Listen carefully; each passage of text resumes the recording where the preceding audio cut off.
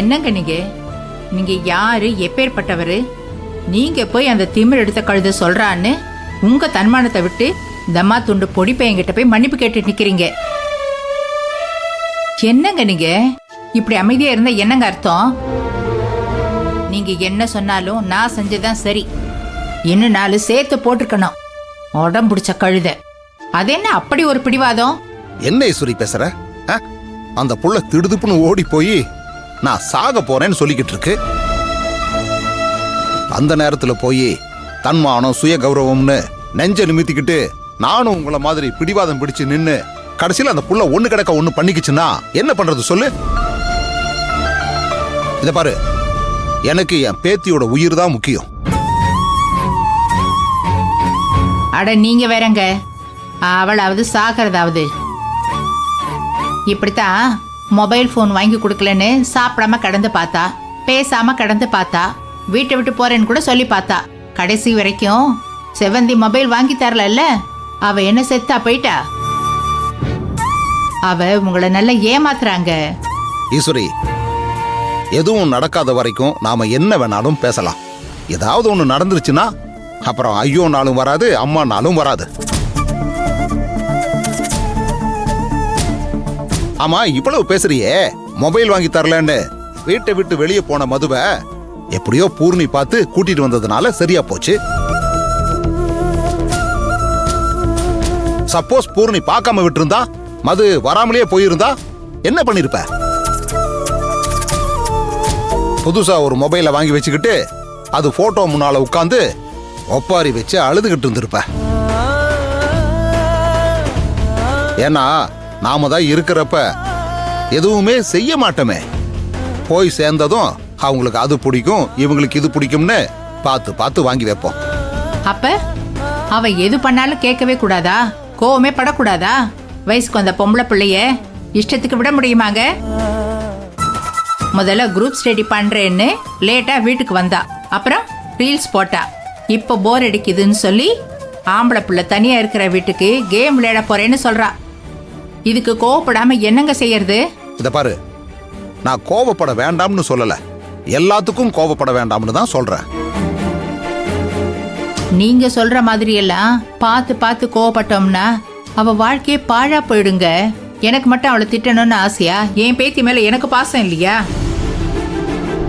அவ தப்பு செய்யறப்ப அதை தப்புன்னு எடுத்து சொல்ற இடத்துல இருந்து நாம இருந்துட்டு சொல்லலன்னா தாங்க தப்பு.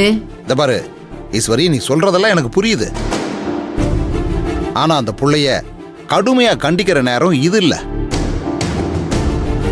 ஏற்கனவே அந்த புள்ள ஸ்கூல்ல பிரச்சனையாகி சஸ்பெண்ட்ல மனசு நொந்து போய் வீட்டுல உட்கார்ந்துருக்கு. மேலும் மேலும் அந்த புள்ளைய காயப்படுத்தினா அந்த பிஞ்சு மனசு என்ன பாடுபடும்? அதை கொஞ்சமாவது யோசிச்சு பாத்தியா ஈஸ்வரி? நீங்க 1000 தான் சொல்லுங்க, ஒரு சின்ன பொண்ணு இந்த மாதிரி மிரட்டினாங்கிறதுக்காக நீங்க மன்னிப்பு கேட்டு சமாதானம் படுறதெல்லாம் மன்னிக்க முடியாத குத்தங்க. இனிமே அவளுக்கு என்ன தெரியுமா நினைப்பு வரும்? இனி எதுவா இருந்தாலும் காரியம் சாதிக்கணும்னா இந்த மாதிரி மிரட்டினா தாத்தா இருக்கிறாரு, அவர் பாத்துக்குவாருன்ற எண்ணம் வரும்ல. நீங்க பண்ணின காரியத்துக்கு மது நாளைக்கே அந்த அர்ஜுனனை வீட்டுக்கு அழைச்சிட்டு வந்து பேசுவேன்னு சொல்லுவா. நீங்க ஒத்துக்கலன்னு வச்சுக்கோங்க, இதே மாதிரி நான் ஏதாவது பண்ணிக்குவேன்னு மிரட்டுவா. அப்போ ஒத்துக்குவீங்களா? அப்படியே அந்த புள்ளைய நாம எதுவும் கேட்காமல விட முடியாதுங்க, கண்டிச்சுதான் ஆகணும். ஈஸ்வரி, கோவத்துல குணம் கெட்டு போய் பேசாத.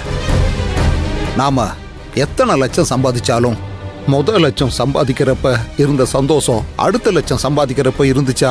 அதே மாதிரிதான் நாம மனோ ரகுன்னு 2 பிள்ளைங்களை பெற்றோம்.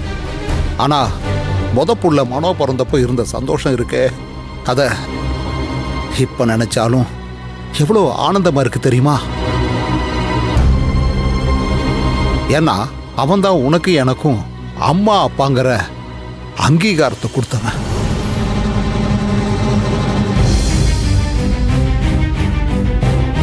அதுக்கப்புறம் நம்ம பிள்ளைங்கெல்லாம் படிச்சு வேலைக்கு போனாங்க.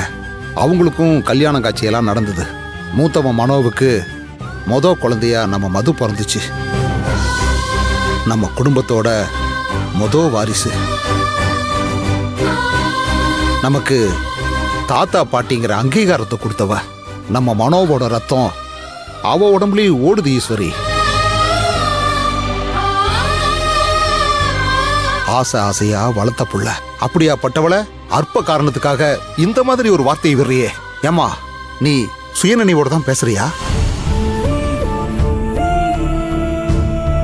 இத பாரு, அது ஏதோ வயசு கோளாறுல வாய்க்கு வந்தபடி பேசிருச்சு. அதுக்கு வளைஞ்சு கொடுத்து அது போக்கிலேயே போய் நல்வழிப்படுத்தணுமே தவிர அடிச்சு ஆர்ப்பாட்டம் பண்ணா ஆயுசுக்கும் இப்படியே நம்ம பிரச்சனைகளை சந்திச்சுட்டு இருக்க வேண்டியதுதான்.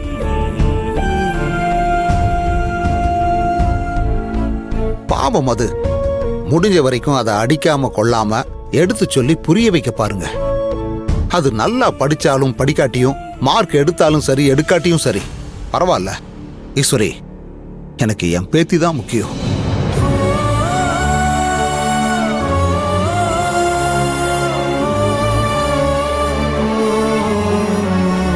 ஈஸ்வரி, போய் அந்த புள்ள என்ன பண்ணுதுன்னு பாரு.